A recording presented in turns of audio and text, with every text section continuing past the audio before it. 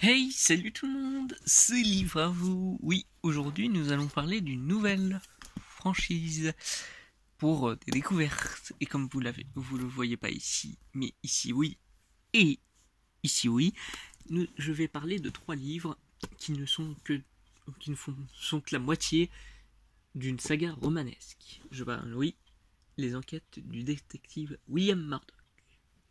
Effectivement. Donc, c'est une petite découverte dans réel ou fictif que vous connaissez par rapport à ce que j'avais élaboré peu de temps avant. Et donc là, c'est sur une œuvre que j'affectionne tout particulièrement. J'adore cette histoire. Voilà. Bon, ces 3-là, hein, bien sûr. Mais vraiment, j'adore. Mais à savoir que pourquoi là, il n'y en a que du coup que 3 par rapport à la collection entière qui existe. Tout simplement parce que, comment vous dire, comme vous le voyez, oui, c'est du français. Et comme vous pouvez le voir, ici traduit de l'anglais par Catherine Richard. Alors, c'est pas Catherine Richard qui a traduit les 2 autres, hein, il me semble. Mais, voilà, ce livre a été traduit et les 2 autres aussi, mais du coup, originellement, c'est de l'anglais. C'est, je sais pas comment ça, je pense que c'est The Detective William Murdoch Mysteries. Je ne sais pas. Mais en tout cas, oui, initialement c'était de l'anglais et par rapport à tous les autres livres que j'ai pu montrer, par exemple les livres de Five Nights at Freddy's ou ceux qui eux sont originellement bien en français, les livres de Super Flame Studio. En fait, oula, il y a des gens qui rigolent, ils se foutent de ma gueule, je ne sais pas. En tout cas, le truc c'est que il y a peut-être des fous, ouais. Je pense je crois qu'il y en avait qui ont été libérés, je crois. Non, je sais pas. Justement, l'asile que j'avais déjà, je crois que j'avais déjà abordé dans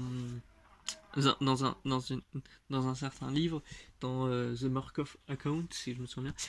Bah voilà, cet asile s'est dévoilé tout. Et justement, les livres de Five Nights at Freddy's ou de Super Flame Studio et de Apsir, en gros, ces différents livres, en fait, j'ai réussi à les avoir grâce à Défension. En fait, je l'ai shippé en secret parce que pour ceux qui ne savent pas, au moins ça c'est dit, que mes vidéos soient mises dans le désordre ou pas pour faire que tout le monde soit perdu par rapport à l'organisation si je me fais cramer. Je suis le fils de Défension. Voilà. Comme ça, essayez de garder ça pour vous, vraiment. Il le verra. J'ai peur justement qu'avec ces vidéos, je me fasse cramer parce que justement, je leur ai précisément demandé ces livres et il a réussi à les trouver. Je pense de manière pas très légale parce que c'est mon père qui travaille pour Goldwood et qu'avec Goldwood qui peut tout censurer et tout, j'ai peur. Voilà. Et je sais que beaucoup vont pouvoir rediffuser ça dans le désordre ou que sais-je. Donc, pas mal de chaînes YouTube feront ça, je pense, si vous me soutenez. Donc, n'hésitez pas aussi à me soutenir si vous pouvez avec un like ou que sais-je. Hein. Je suis pas d'habitude à réclamer, mais si c'est dangereux pour moi, je préfère le demander au cas où. En tout cas, comme c'est des livres d'enquête, même si ceux du Super Flame Story Universe, plus ou moins, ça l'est également, c'est aussi du fantastique et tout, donc la découverte n'est pas vraiment le meurtrier dans les livres du Super Flame Story, là où c'est complètement le cas ici, donc je ne vais vous dévoiler que au fur et à mesure les 3 livres et vous lire ces résumés. Je sais que c'est pas ouf, mais c'est juste parce que je vous les recommande à fond et que oui, tristement, du coup, ils sont très très très très compliqués à trouver en français. C'est même pour ça que là, vous l'avez remarqué, ces 2-là sont à peu près de la même collection. Lui sort un peu du lot, mais c'est absolument aussi une histoire là de Murdoch. Attendez, voilà, sur scène William Murdoch. Voilà. En tout cas, du coup, je vais vous lire dans cet ordre-là, sauf la mort, lâcher les chiens et dans l'ombre du dragon. Non, je vais faire. Je vais d'abord. Ouais, bon, on verra je ferai au fur et à mesure. De toute façon, on verra bien. William Murdoch est un jeune et brillant inspecteur qui résout des enquêtes criminelles à l'aide de techniques scientifiques d'avant-garde. Toronto, 1895. En cette très rue d'Hiver, la police a découvert, dans les ruelles désertes de la ville, le corps nu et gelé d'une jeune femme. L'inspecteur William Murdoch, chargé de l'affaire, constate rapidement que l'entourage de la jeune domestique a des secrets bien gardés. Mais son enquête prend un tournant inattendu lorsqu'il découvre que la fille était enceinte et droguée à l'opium au moment de mourir. Et du coup, je vous le dis, hein, c'est vraiment là, ça donne un gros tournant du livre, mais sachez que c'est pas le seul. Genre vraiment, il y a beaucoup plus de trucs qui sont vraiment ça pourrait vraiment être cette personne, mais au final un autre truc fait comprendre que ça pourrait être autre personne. Mordoc interroge tout le monde et c'est vraiment ouf, vraiment. Je dis en gros GG et GG, j'acclame. Et du coup ça vaut le coup parce que il y a un suspense assez incroyable et comme là on le voit avec historique. Pour ceux qui le demandent, en fait, c'est vraiment très réaliste. Genre là, quand ça parle par exemple de soirée d'hiver à Toronto, c'est vraiment, tu t'inscris dans cet univers. Là, c'est un univers même, c'est même pour ça que c'est dans réel ou fictif, c'est que c'est vraiment très réaliste. Genre à un point, mais qui est impressionnant, hein. Je tiens à le préciser, c'est on a vraiment l'impression d'avoir froid comme eux. Bon, j'exagère, mais moi je suis à donf dans les livres que je lis, donc voilà. Mais sachez juste que l'ambiance est si pesante qu'on s'y croit. Et que on voit que comment est Mordoc, on ressent vraiment comment il est. Et ça, c'est muchas gracias. Je sais pas pourquoi j'ai fait de l'espagnol, me demandez pas. Maintenant, du coup, faisons dans l'ombre du dragon. Alors, me demandez pas pourquoi j'ai du coup choisi celui-ci à la place, mais on s'en fout de l'ordre, hein. Ici, on va du coup lire dans l'ombre du dragon.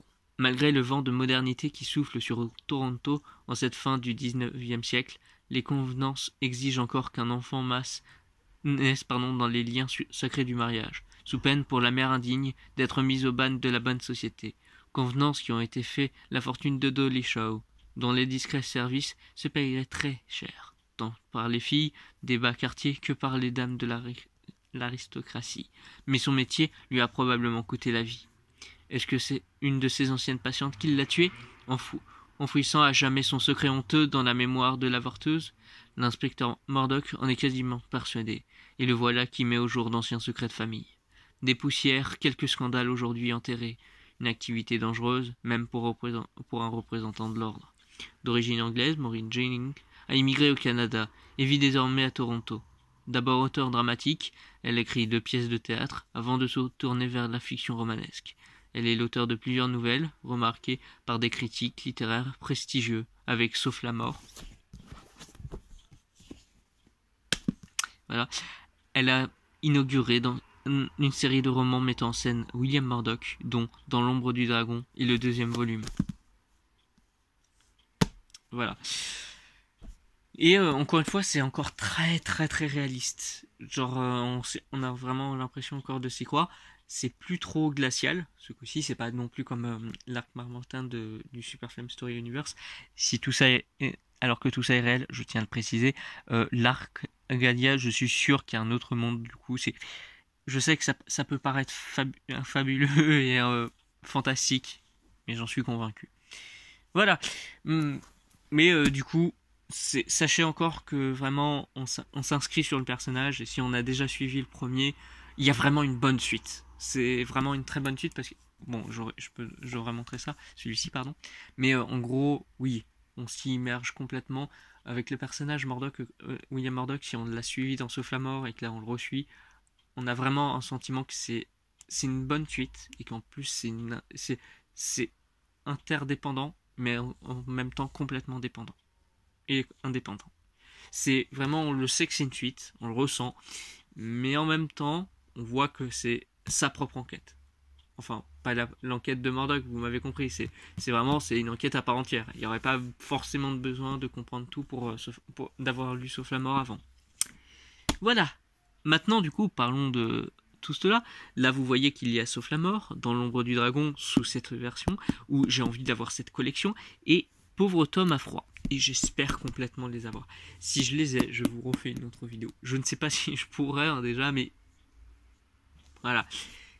Ensuite, ça, on l'a déjà vu, parce que c'est encore une fois la même collection, donc ils gardent une même trace pour tout ça. Mais bon, à Toronto, l'inspecteur William Murdoch doit tenter de disculper son propre père dans une affaire de meurtre, alors que la date de l'exécution se rapproche.